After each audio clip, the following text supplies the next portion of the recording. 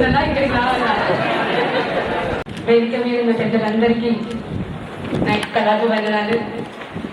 మీ అందరికీ కూడా శిరసు వంచి కళాభివందనాలు తెలియజేస్తున్నా. నిజాన్ని చెప్పాలంటే నాకు కొంచెం భయం ఇస్తుంది, ఎందుకంటే చాలా పెద్ద పెద్ద వాళ్ళు ఉన్నారు కదా. వేదిక మీద పాట పాడడం అలవాటే కానీ మాట్లాడలేను, కాబట్టి నేను డైరెక్ట్ పాటనే పాడతా. ఒక 2 మాటలు చెప్తా. నాకు పాట నేర్పిన మా అమ్మకి, పాటకి నన్ను పరిచయం చేసిన నా గురువుకి నేను వేదిక నుండి శిరసు వంచి కళాభివందనాలు, ధన్యవాదాలు తెలియజేసుకుంటున్నా. మా నిజామాబాద్ జిల్లా ప్రాపర్ బిచ్పల్లి మండల్ ముల్లంగి, మా ఊరి పేరు మారుమూల ప్రాంతం మాది. మా నిజామాబాద్ ప్రాంతంలో ఎక్కువ గల్ఫ్ వెళ్తుంటారు అనమాట. గల్ఫ్ కార్మికులు ఎక్కువ ఉంటారు. ఎందుకనంటే అక్కడ బతుకులు లేక ఎక్కువ గల్ఫ్ కంట్రీస్కి వెళ్తుంటారు అనమాట. మా ఊర్లో చిన్నప్పుడు ఏదైనా కార్ వస్తే ఆ కార్ వెనకాల దుమ్ములు ఊరికి పెట్టి నేను చిన్నగా కార్ వచ్చిందంటే ఒకటే ఊర్లోకి ఎప్పుడో ఒకసారి కార్ వస్తే ఎట్లంటే ఎగ్జైట్మెంట్ ఉంటుంది కదా, ఉరుకుతుంటే దుమ్ములా. అట్లాంటి చిన్ననాటి జ్ఞాపకాలు ఎన్నో ఉన్నాయి. నేను ఇంటర్ ఫస్ట్ ఇయర్ లో ఉండగా మా కాలేజ్ లో కొన్ని కరపత్రాలు వచ్చారు అనమాట. మా కాలేజ్ లో ఆ పేపర్ తీసుకొని చదువుతుంటే దాంట్లో పేర్లు ఉన్నాయి. గోరెటి వెంకన్న సార్ పేరు, విమలక్క, అంతర్పల్లి నాగరాజన్న, మా భూమి సంధ్యక్క, నిర్మల కిషోరన్న, ఇట్లాంటి అందరి పేర్లు ఉన్నాయి. ఆ రోజు కేవలం నేను కాలేజ్ ఎటువంటి జస్ట్ వీళ్ళని చూద్దామని అక్కడికి వెళ్ళాను అనమాట. ఎందుకనంటే అప్పటికి క్యాసెట్లు ఉంటుండే కదా. క్యాసెట్లు మా ఇంట్లో మా అమ్మ మల్లన్న కథ, బండారు మల్లన్న కథ 1వ భాగం 2వ భాగం అని క్యాసెట్లు దొరుకుతుండే. అవన్నీ రోజు పొద్దు లేచి మా తాత వింటుండే, నేను వింటుంది. ఎందుకు చెప్తున్నానంటే పాట వైపు నేను ఎందుకు వచ్చినా అనేది దానికి చెప్తున్నా. పాట ఎట్లా నాలో పాట ఎట్లా ఇంట్రెస్ట్ గా, పాట మీద ఎట్లా నాకు ఇంట్రెస్ట్ వచ్చిందనేది చెప్తున్నా. ఆ క్యాసెట్లు వినే తరుణంలో క్యాసెట్ సెంటర్కి వెళ్ళి నేను పాటలు ఉంటాయా, ఈ కథలే కాకుండా పాటలు కూడా ఉంటాయని చెప్పి వెళ్ళి కొనుకొచ్చుకున్న సందర్భంలో అప్పుడు పాటలు కూడా కొన్ని విప్లవ పాటలు కానీ, జానపద గేయాలు కానీ, సామాజిక చైతన్య గీతాలని క్యాసెట్లు ఉంటాయి పెట్టుకొని వినేదాన్ని. వింటున్న సందర్భంలో జనవరి 26కి మా తెలుగు సార్ అండి, జ్ఞానేశ్వర్ సార్ అని, చనిపోయిన ఇప్పుడు లేరు. సార్ ఒక పాట రాసి నాతోని ప్రాక్టీస్ చేయించి పాట పాడినమాట. నాతో పాడించారు 6th క్లాస్లో కరెక్ట్గా. అప్పటి నుంచి నాకు పాటలు అంటే నాకు చాలా ఇంట్రెస్ట్. ఆ తర్వాత చదువుతూ ఉండగా అన్న ఇక్కడే ఉన్నాడు, నాకు ఇట్లాంటి అదృష్టం ఎప్పుడు రాలేదు, నిజంగా చాలా గర్వంగా ఉంది, చాలా సంతోషంగా ఉంది.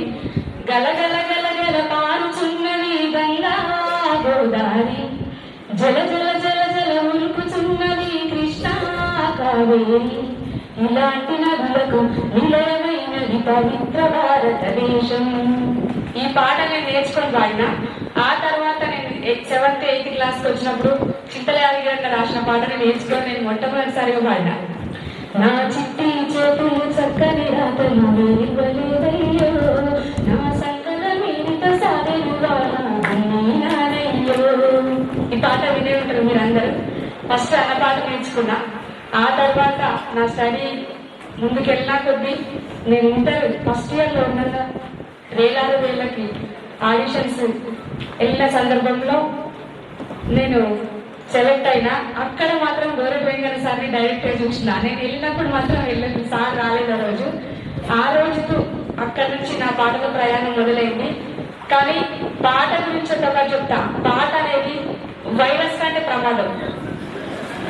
నిజమా కదా మీరు అందరూ చెప్పాలి. ఎందుకంటే అది నేను లైవ్ గా అనుభవించిన. పాట వైరస్ కంటే చాలా ప్రమాదం. ఎందుకు అని అంటే నేను కోవిడ్ తోని 15 రోజులు వెంటిలేటర్ మీద ఉన్నప్పుడు నా పక్కన ఒక సెల్ ఫోన్, ఆ సెల్ ఫోన్ లో పాటలే నన్ను బతికించింది నిజంగా. నేను ఎవరు చూడడానికి వచ్చినా మాట్లాడకపోయేదాన్ని, ఎవరు వచ్చినా ఏం ఆన్సర్ చేయకపోయేదాన్ని. కానీ ప్రతిరోజు సరే ఇది ఇక్కడ చెప్పాలో చెప్పదు నాకు తెలియదు వేదిక మీద, కానీ నేను చెప్తున్నా. ప్రతిరోజు 15 days నేను ప్రతిరోజు 24/7 నాకు ఆక్సిజన్ ఉంటే నా పక్కన పాట కంటిన్యూగా ఛార్జింగ్ నడుస్తుండే పాట అవుతుంది. పాటని నన్ను బతికించింది. పాట అనేది చాలా పవర్ఫుల్. ఆ పాట ఒకటి. రెండోది ఏంటంటే నేను డిగ్రీ చదువుకున్నా. తెలంగాణ ఉద్యమం జరుపుకున్న సందర్భంలో ఇంటర్ డిగ్రీ కంప్లీట్ అయింది. పాటలోకి వచ్చేసిన. విదేశాలకు వెళ్ళాలంటే మాది మూడో మధ్యతరగతి కుటుంబం. మాది కూడా మా నాన్న లేదు. మేమిద్దరం అక్క చెల్లెలు. మా అమ్మ చాలా కష్టపడి మమ్మల్ని చదివించింది. మా అక్క ఇక్కడే యూనివర్సిటీలో పిహెచ్డి కంప్లీట్ చేసింది, మా సొంత అక్క. నేను ఎక్కువ చదువుకోలేదు. నార్మల్గా విదేశాలకు వెళ్ళాలంటే మీరు చెప్పండి, విదేశాలకు వెళ్ళాలంటే చదువు ఉండాలి, అవునా? చదువు ఉండాలి. చదువున్నా కొంతమందికి ఆర్థిక పరిస్థితులు ఇబ్బందులు ఎదురై వెళ్ళలేరు. కానీ నేను ఇలా చాలా గర్వంగా చెప్పుకుంటా, పాట నన్ను 14 దేశాలు తింటుంది. 14 దేశాలు నేను వెళ్ళినా అంటే అది కేవలం పాఠం ఇచ్చిన వీక్షణ. నేను ఎప్పటికీ పాట గురించి చెప్పుకుంటూ పోతే ఎంతసేపు అయినా అది ఇంకా సరిపోదు.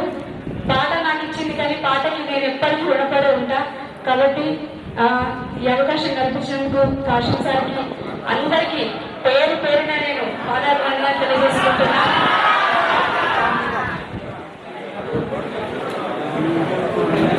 నా పాట సార్ మీరందరూ విన్నట్టు సిద్ధారెడ్డి సార్ చెప్పారు, డీజేలలో బయట వినలేమని చెప్పి.